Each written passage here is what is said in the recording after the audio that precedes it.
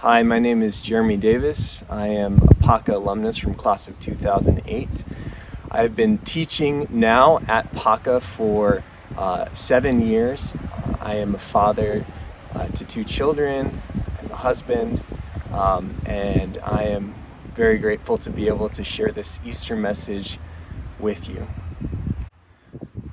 Within the world that we're in, we are surrounded by the present reality of death. I don't know when this happened for me, but growing up, I never really thought a whole lot about the end of my life. And it took becoming a parent, thinking about the future of my children. It took going to several funerals and saying goodbye to friends.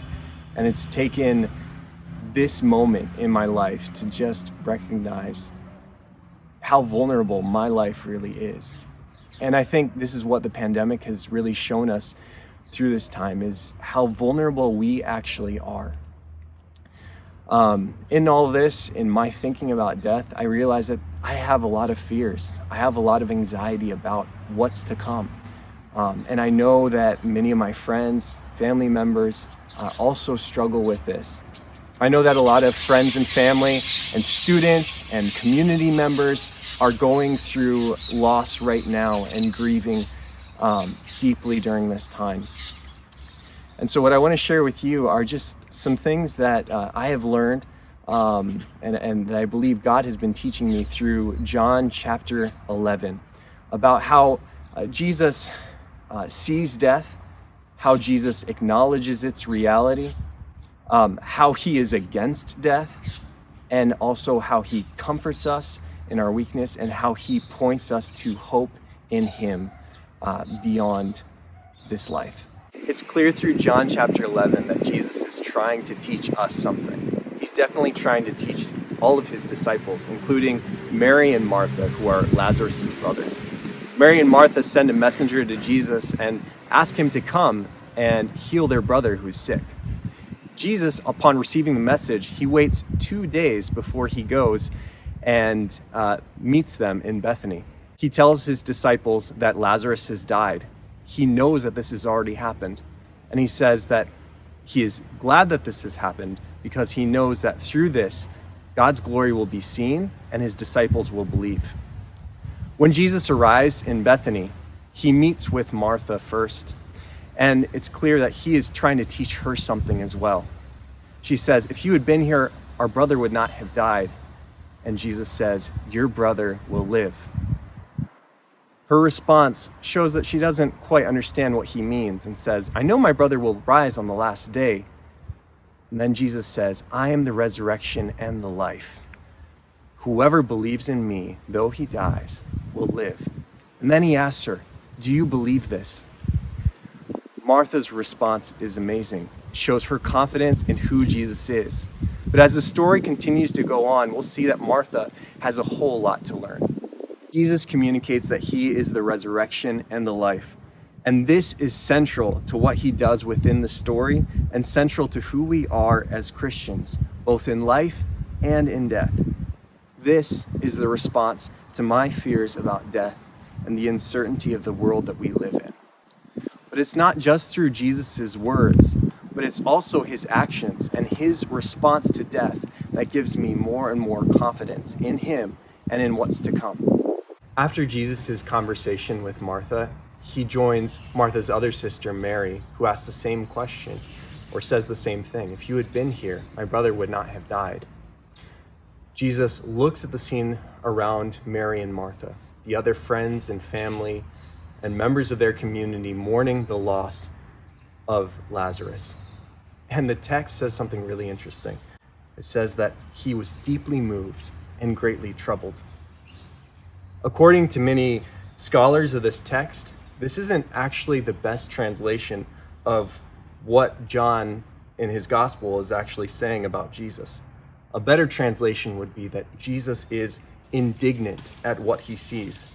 In other words, Jesus feels anger towards the reality of death and the scene that surrounds them.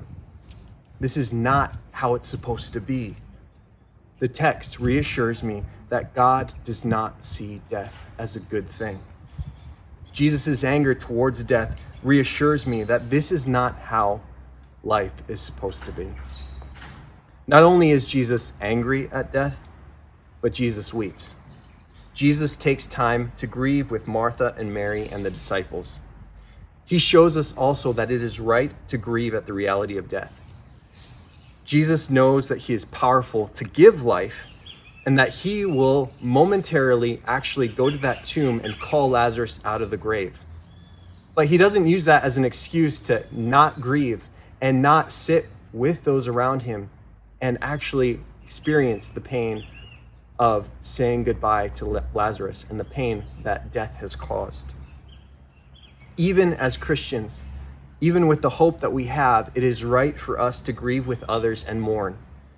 Even though we have a hope that transcends this life, we shouldn't avoid the need to grieve with others. Jesus shows us that it is right to grieve the sad reality of death. Finally, we see through this story a picture of our own future. Jesus, in raising Lazarus from the tomb, is not only giving us a preview of what he will do after his death on the cross, but he's also giving us a picture of our own future, our resurrection. When Jesus calls Lazarus from the tomb, he says, "Lazarus, come forth." In reading this passage, it's amazing to actually realize that this is a picture of my life and anyone's life who is in Christ. When Jesus says that, he might as well be saying to me, "Jeremy, come forth," or to you, "Come forth." We can have hope and confidence that at the moment of our death, we will hear Jesus' voice calling us into life.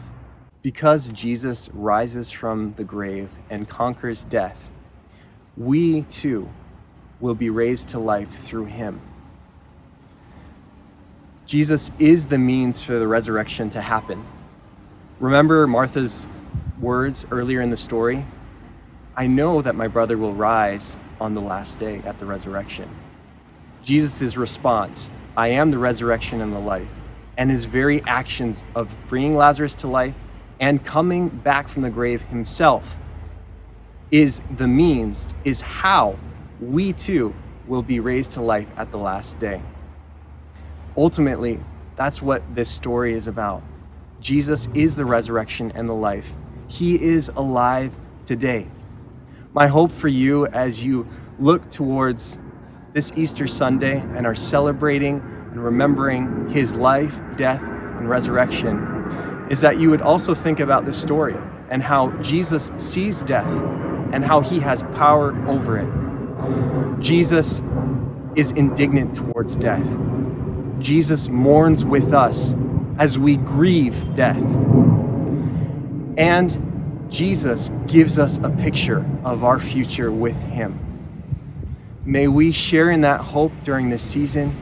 May we be able to spend time with Jesus during these days and be filled with that hope and share that hope with those around us.